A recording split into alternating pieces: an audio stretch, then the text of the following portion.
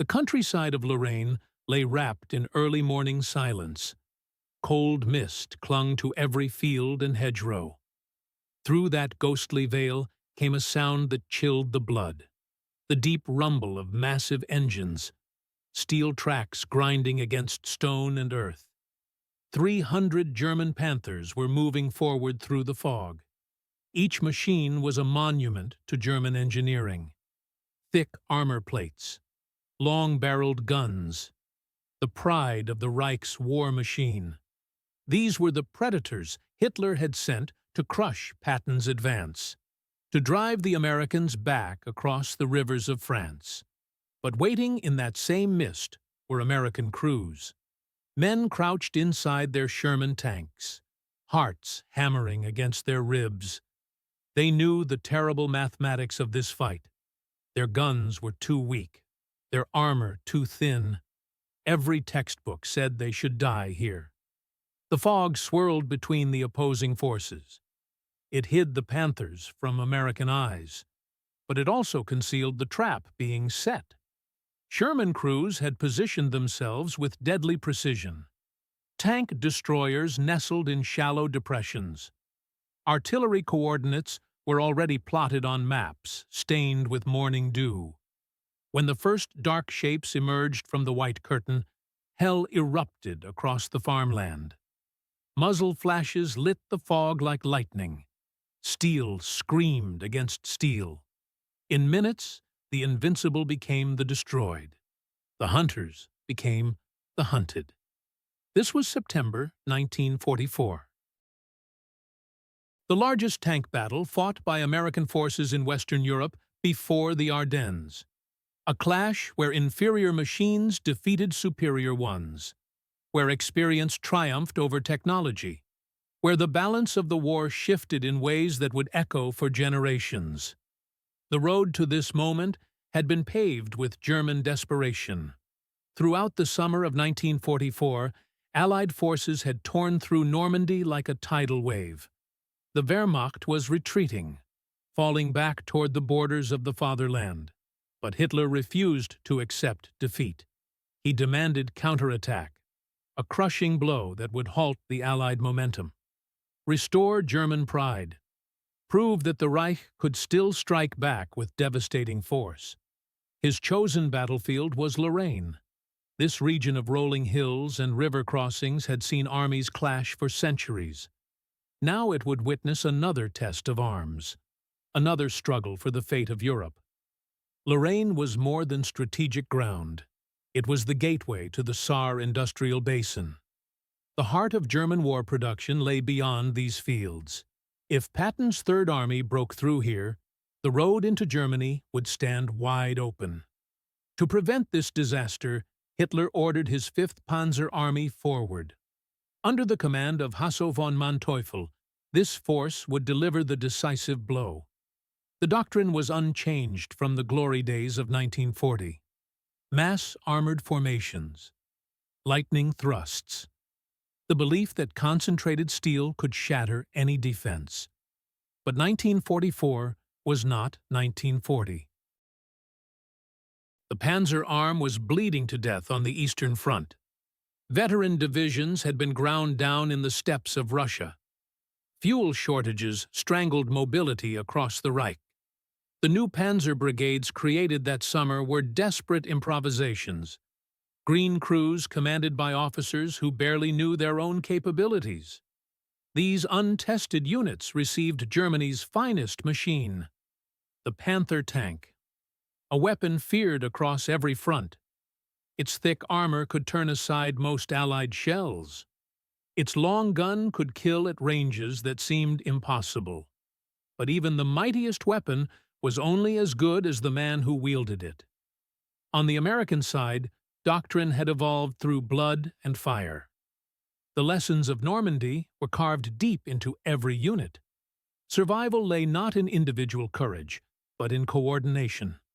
Artillery and infantry, air power and armor, all working as one unstoppable machine. Patton's Third Army embodied this new philosophy. Its spearhead was the 4th Armored Division. Commanded by Major General John S. Wood, these men had trained together since 1941. By autumn 1944, they were veterans, battle-tested, disciplined, ready for whatever hell the enemy could unleash. The contrast was stark and telling. German doctrine still clung to outdated dreams, decisive armored blows delivered by forces that no longer existed.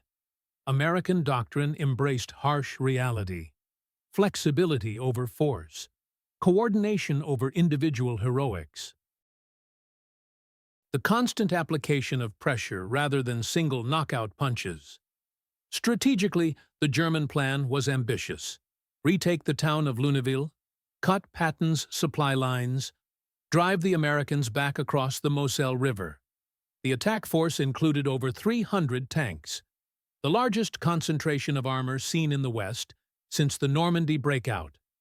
Hitler expected them to deliver a humiliation that would shake Allied confidence, force them to negotiate rather than fight to the bitter end. For the Allies, Lorraine represented both opportunity and danger. Their rapid advance had stretched supply lines thin. Fuel was desperately scarce. Supreme Allied command was diverting resources north to support Montgomery's push toward the Rhine. Patton's divisions were forced to fight with limited ammunition, rationed gasoline. They depended heavily on the skill of their crews, the ingenuity of their commanders, the lessons learned in months of bitter combat. Yet within these constraints lay hidden advantages. American tankers knew their Sherman tanks were outgunned. They understood that head-to-head duels with Panthers meant death. Instead, they relied on ambush tactics, coordinated maneuvers, the deadly partnership of artillery and air support. They had turned their weakness into doctrine. By September 1944, the stage was perfectly set. On one side stood Germany's faith in armored shock action, the belief that superior machines could still rescue a failing war. On the other side stood America's conviction that teamwork could overcome any advantage. Lorraine would become the crucible where these philosophies clashed, where the fate of Patton's advance hung in the balance, where the hunters would discover they had become the hunted. The machines that faced each other across the fog-shrouded fields represented two different visions of warfare, each forged in the furnaces of desperation and necessity, each carrying the hopes of armies and nations. The Panther was Germany's answer to disaster. When Wehrmacht forces first encountered Soviet T-34s in 1941, shockwaves rippled through the high command. The sloped armor of the Russian tank, its wide tracks, its powerful 76mm gun, all demanded an immediate response. German engineers created the Panzer V Panther, thick frontal armor angled to deflect incoming shells. The KWK-42 L-70 gun, a long-barreled 75mm weapon that could penetrate enemy armor at 2,000 meters. It was designed to kill before being killed, to hunt from distances where return fire was impossible. But the Panther was also a creature of complexity. Its engine strained under massive weight. The transmission failed regularly in combat conditions. The suspension required constant maintenance. For veteran crews who understood its quirks, it was deadly. For the green recruits of 1944, it was as likely to betray them as save them. The Sherman represented a completely different philosophy. American industry had designed it for mass production.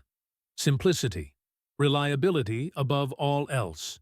Rolled out of factories by the tens of thousands, it became the backbone of Allied armored forces worldwide. Its 75mm gun lacked the punch of German weapons. Against heavy armor, it was nearly useless. But it could destroy infantry positions, knock out lighter vehicles, support advancing troops with high-explosive shells. More importantly, the Sherman rarely broke down. It was easy to repair in field conditions, simple to drive. It could be shipped anywhere in the world and fight effectively. To German minds, this made the Sherman inferior, a crude tool wielded by industrial barbarians. To American commanders, it made the Sherman indispensable, the perfect weapon for a war of logistics and endurance. The Sherman was never meant to duel Tigers or Panthers.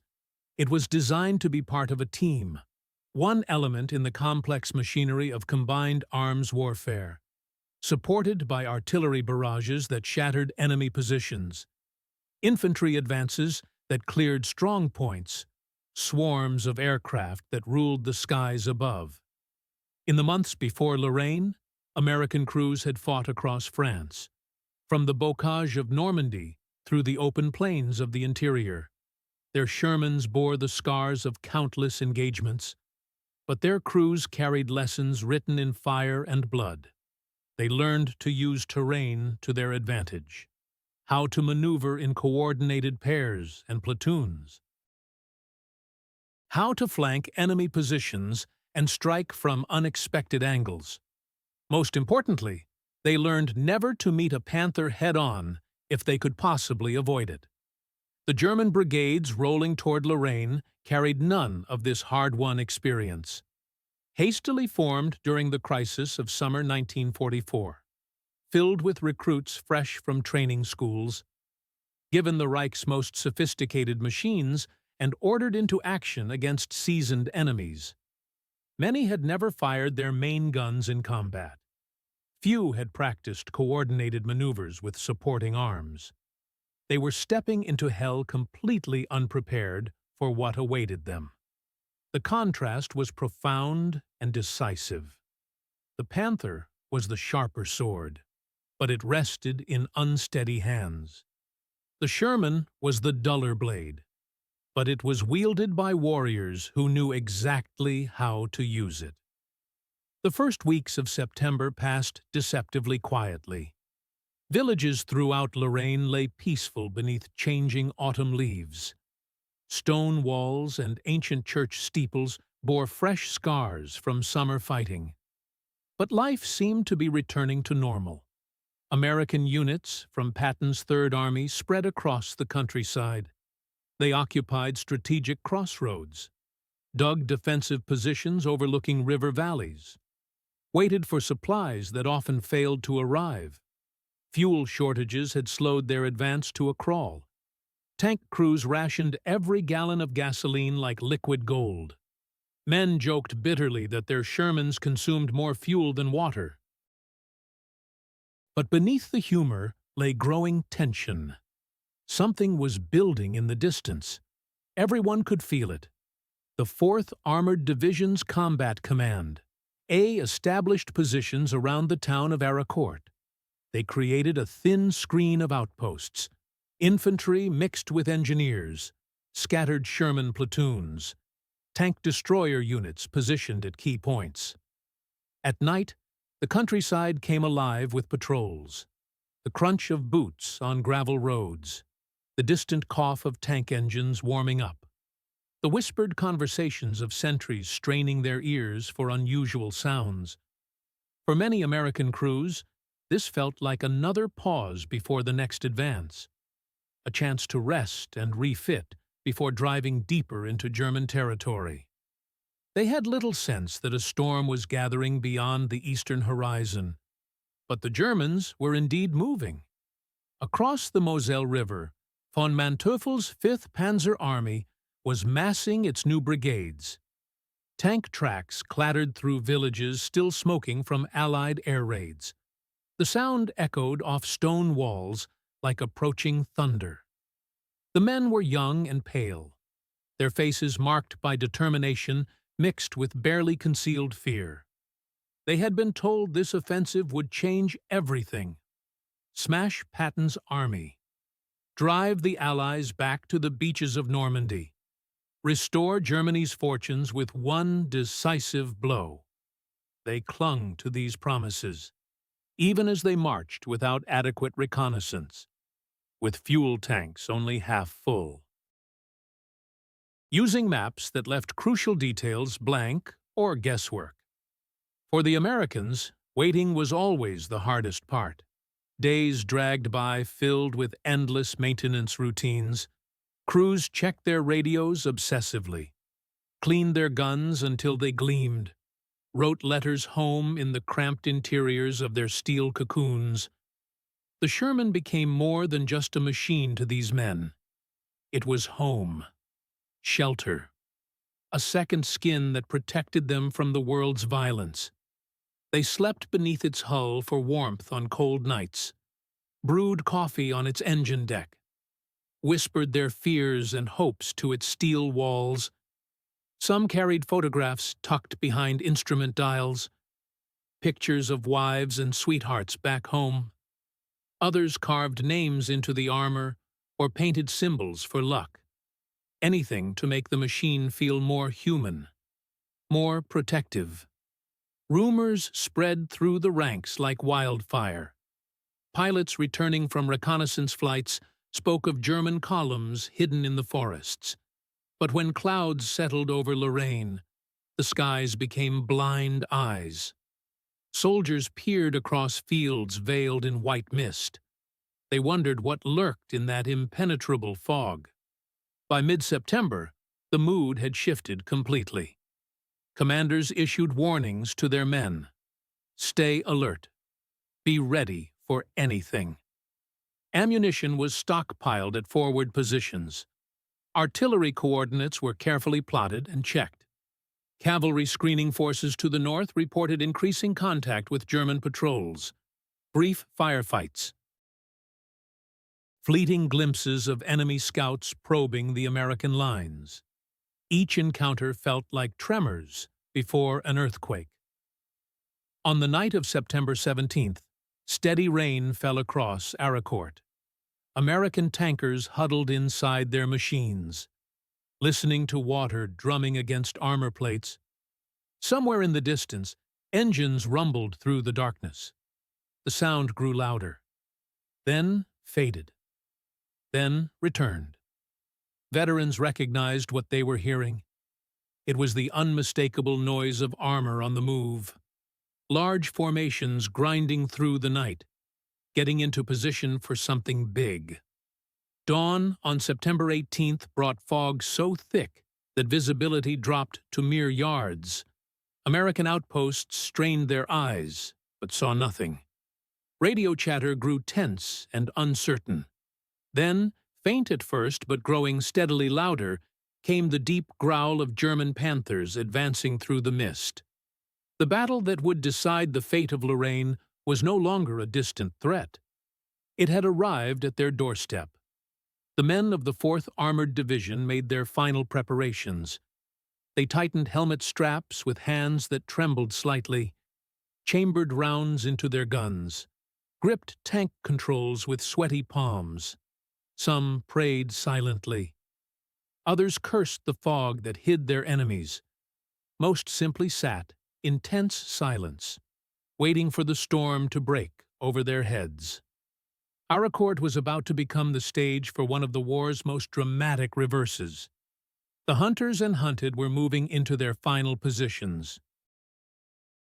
Soon, the peaceful countryside of Lorraine would erupt in flames and thunder. The fog of September 19, 1944, was so dense that men couldn't see their own hands extended at arm's length. Out of that white void came sounds that froze the blood. The mechanical thunder of hundreds of engines, steel tracks crushing stone and earth beneath their weight. The 113th Panzer Brigade emerged like ghosts from the mist, a formation of Panthers and Panzerabwehrs supported by motorized infantry. Their commanders believed surprise was completely theirs. Hidden by the fog, they expected to fall upon unprepared Americans, cut through them with unstoppable force. But Combat Command A of the 4th Armored Division was waiting. Through the previous night, American patrols had detected the German movement. Sherman tanks had repositioned under cover of darkness. Tank destroyers had dug into carefully chosen positions. Artillery observers had marked targets on their maps with meticulous care. The hunters had become the hunted without knowing it. When the first Panther silhouettes materialized from the fog like steel phantoms, the trap was sprung with devastating effect. American guns opened fire at point-blank range. Their 75 mm shells, useless at long distance, found their mark against Panther side armor at these knife-fighting ranges. The fog that was meant to shield the German advance instead forced them into close quarters where American weapons could finally penetrate. Within the first 10 minutes, 11 German tanks were burning. Black smoke billowed into the morning air. The acrid smell of burning fuel and metal filled the mist. Crews who escaped their wrecked machines stumbled through the fog, many wounded and all disoriented. But the German attack pressed forward with desperate courage. They had superior numbers, heavier armor, longer-ranged guns. Surely concentrated force could break through any defense. 4 companies of Panthers surged ahead, supported by Panzer grenadiers and assault guns. The very ground trembled beneath their advance. Yet the Americans held their positions with iron discipline. They maneuvered from one fighting position to another, used every fold in the terrain to their advantage, made the enemy pay for every yard gained. Near the village of Lazy, tank destroyers of the 704th Tank Destroyer Battalion waited in silent ambush.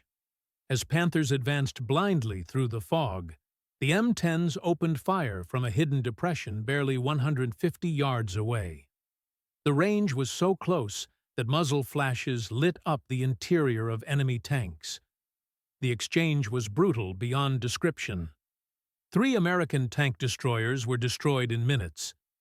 Their thin armor no match for Panther guns at close range, but not before they had claimed 7 German tanks in return.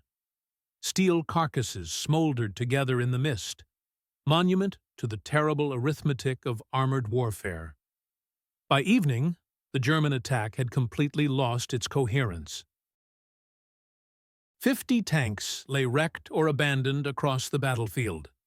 More than half the strength of the 113th Panzer Brigade had vanished in a single day of fighting. American losses were comparatively light. For the first time on the Western Front, the myth of the invincible Panther had been thoroughly shattered. The next few days repeated this devastating pattern. On September 20th, German forces struck again with renewed desperation. This time they targeted Aracourt itself. Panthers pushed directly toward the headquarters of Combat Command A. For a terrifying moment, American defenders found themselves pressed back, pinned down by the accurate fire of advancing armor. Then salvation came from an unexpected quarter.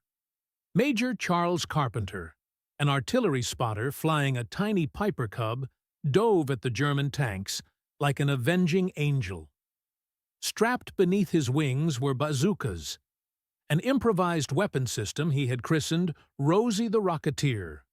With breathtaking courage, Carpenter fired rocket after rocket into the armored columns below. 2 Panthers were knocked out completely. Several armored cars were destroyed. Panic spread among the Panzer grenadiers who scattered under this unorthodox attack from above. Carpenter returned to his makeshift airfield to reload, then flew 2 more sorties that same day, launching 16 rockets in total. By evening, his tiny observation plane had crippled more German armor than anyone thought possible. His actions lifted the spirits of ground forces who had watched in amazement. Proof that even the smallest weapon could strike fear into the mightiest giants when wielded with skill and determination. September 21st brought a crucial change in weather conditions. The fog that had shielded German forces from air attack finally began to break. Clouds parted like theater curtains. With them came swift and terrible retribution. P-47, thunderbolts of the 19th Tactical Air Command, roared overhead. Their engines screamed as they dove on the now exposed Panther formations. Rockets streaked down like falling stars. Bombs shattered the earth with volcanic force. Machine guns raked convoys with deadly precision. For German forces, the clearing skies meant certain death. Their brigades, already battered on the ground, were now hunted from above without mercy or pause. There was nowhere to hide on the open farmland of Lorraine. September 22nd brought the climactic battle of the entire engagement. Once more, German forces gathered their remaining strength for a final desperate assault. Again, morning fog provided initial concealment for their advance north of Ericourt. American cavalry units, lightly armed and outnumbered, bore the initial brunt of this attack. They were outgunned and outmatched by Panther formations, yet they held their ground long enough for Shermans and tank destroyers to form a coherent defensive line. As the morning progressed, the fog lifted like a rising curtain. German forces found themselves exposed in open ground to the full fury of American firepower. Artillery rained down with scientific precision. Air strikes pounded from above. Sherman after Sherman opened up from concealed positions. The battlefield became an inferno of burning steel and exploding ammunition. Panthers that had seemed invincible hours before now burned where they stood. Panzer grenadiers fell in droves, caught without cover in killing fields prepared by American defenders. By day's end, the 110th Panzer Brigade was completely shattered. Survivors straggled back eastward, leaving their wrecks smoldering across French farmland. American forces launched immediate counterattacks from both flanks, rolling up what remained of the 113th Brigade's positions. The once proud armored spearhead of Hitler's counteroffensive was utterly annihilated. The dream of driving Patton's forces back across the rivers had died in the fog and fire of Ericourt. Throughout these desperate days of fighting, one American unit earned special distinction that would echo through history. The 37th Tank Battalion, commanded by Lieutenant Colonel Creighton Abrams, fought with the fury of wolves in the fog. From September 19th through 22nd, Abrams's Shermans struck from unexpected angles, never allowed the Panthers to dictate the terms of engagement, appeared wherever the fighting was fiercest, turned potential defeats into stunning victories. At Moncourt and Moyenvic, Abrams's battalion lost 14 Sherman tanks to enemy fire. Yet they destroyed 55 Panthers and Tigers in return. His men sowed confusion and terror throughout German rear areas, made their presence felt far beyond their actual numbers. Abrams himself became a legend during these battles. His name spread across the entire division. He embodied everything American armored forces aspired to be. Aggressive, but not reckless. Innovative, but disciplined. A leader who inspired through example rather than words. By September 25th, German attacks had dwindled to scattered, uncoordinated thrusts. Panthers still rolled forward occasionally, but fewer and fewer made it back to their starting positions. Fuel supplies ran critically low. Ammunition became scarce. Most importantly, morale among surviving crews collapsed completely. The once mighty counteroffensive that Hitler had envisioned as a decisive blow dissolved into scattered wreckage across the fields of Lorraine. When final tallies were compiled, the numbers told a story of complete catastrophe. 285 German tanks and armored vehicles lay destroyed across the battlefield. American losses amounted to only 25 Shermans and 7 tank destroyers. The fog that was supposed to shield German hopes had instead become their funeral shroud. Superior armor thickness and gun performance could not compensate for inadequate training. Poor reconnaissance. Inflexible tactics that belonged to an earlier war. Against disciplined veterans supported by coordinated artillery and lethal air power, the Panthers fell one after another. Ericourt had become a graveyard of German steel and ambitions. the largest tank battle fought by United States forces on the Western Front, until the Battle of the Bulge had ended not in German triumph, but in complete German ruin. The hunters had been systematically outwitted by their supposed prey. The lesson carved into history was clear and unmistakable.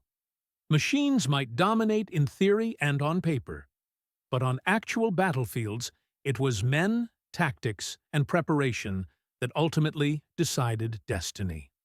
When the guns finally fell silent across Lorraine, an eerie quiet settled over the scarred landscape.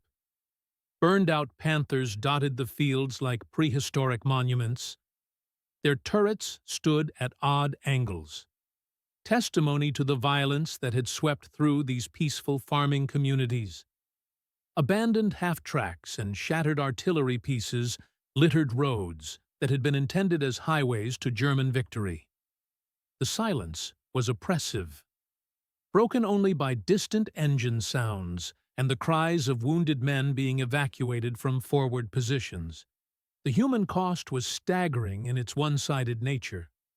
Nearly 300 German tanks and armored vehicles had been destroyed in less than 2 weeks of intensive combat. The proud panzer brigades that Hitler had boasted would restore German fortunes were now hollow shells, their strength gutted. Their survivors retreating in disorder toward the Reich's borders. For American forces, victory had not come without price. 25 Sherman tanks and 7 tank destroyers represented crews who had given everything in the fog and fire of battle. Each loss was mourned by men who had fought beside fallen comrades.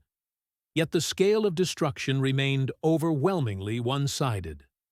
The counter-offensive designed to cripple Patton's Third Army had instead broken the spine of German armored power in Lorraine. Immediate shock waves rippled through German command structures. Reports filtered back to Berlin, each more devastating than the last. Panthers that had been expected to dominate the battlefield lay scattered like broken toys across the French countryside.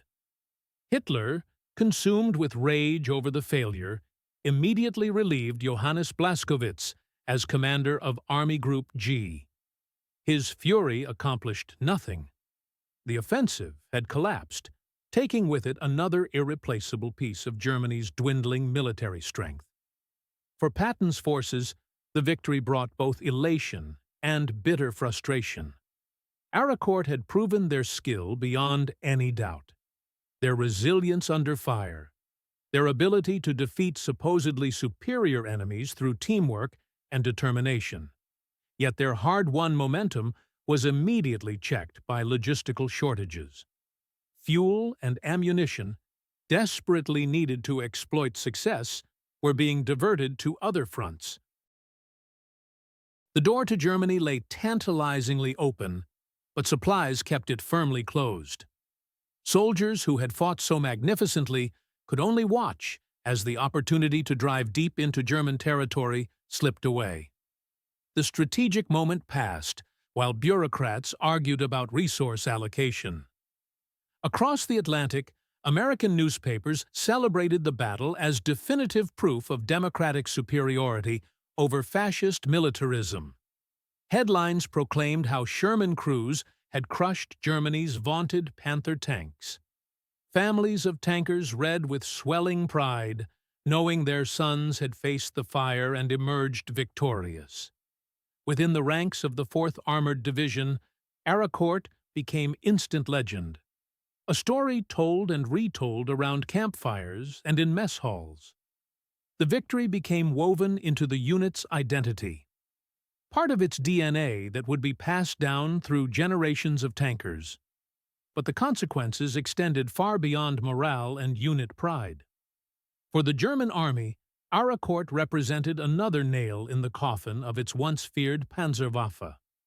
The loss of so many irreplaceable tanks and experienced crews could never be made good. Every destroyed Panther meant delays in defending the Siegfried Line. Every lost crew weakened Germany's ability to conduct mobile defense in the battles yet to come. The dream of halting Patton's advance had not merely failed. It had consumed precious resources that the Reich could never replace. Arakorps was fundamentally a judgment on competing doctrines of warfare.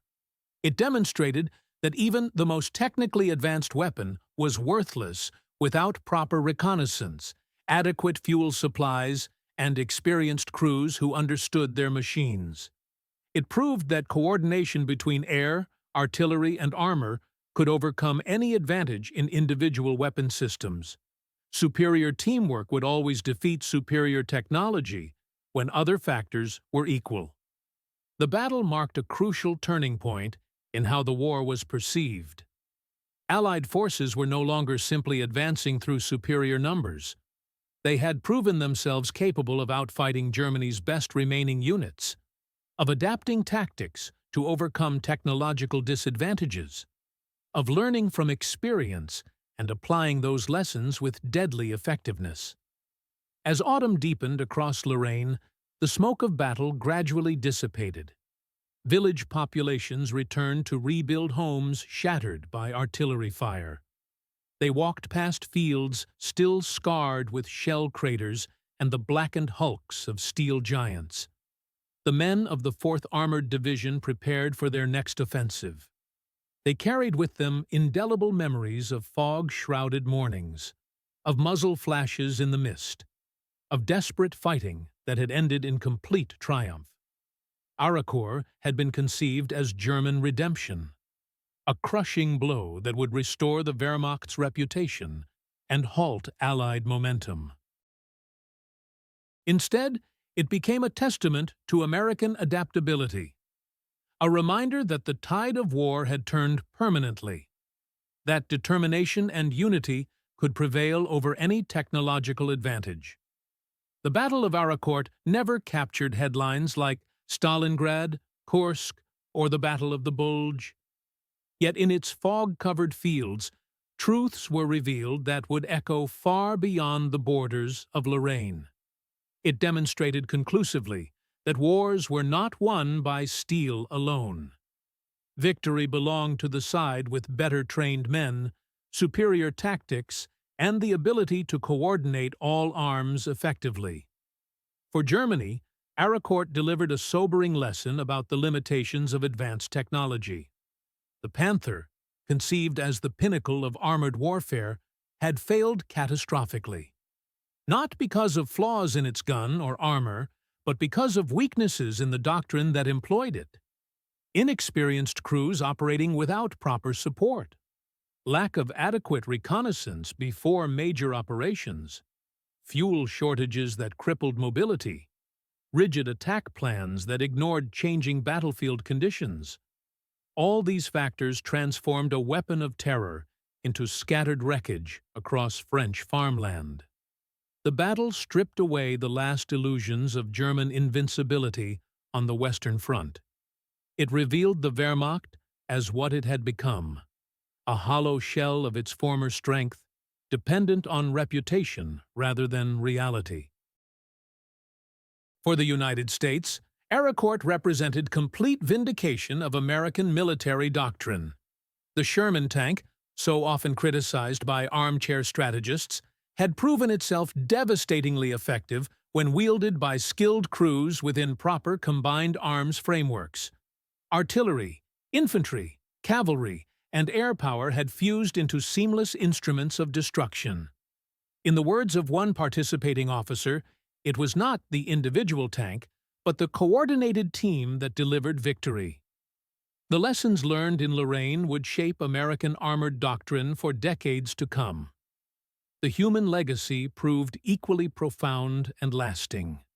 Lieutenant Colonel Creighton Abrams emerged from Arakorts as one of America's greatest tank commanders, a leader whose name would later be immortalized in the very fabric of United States Armor Forces. Major Charles Carpenter became legendary for his innovative aerial attacks, a symbol of how individual ingenuity and courage could tilt the odds even in the darkest hours. For ordinary soldiers of the 4th Armored Division, Arakorts became part of their collective identity. a shared memory of resilience when facing overwhelming odds. In the larger context of World War II, Aracourt underscored the fundamental shift in military momentum. It confirmed that Allied forces possessed not merely numerical superiority, but tactical mastery. They could defeat Germany's finest remaining units even when outgunned and apparently outmatched. The battle proved that adaptation and learning were more valuable than technological advantages. That flexible doctrine would always triumph over rigid adherence to outdated concepts.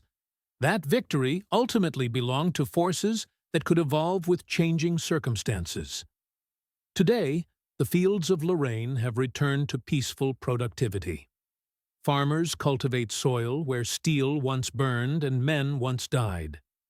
Children play in meadows where tanks clashed in mortal combat. The scars of war have healed beneath decades of careful tending.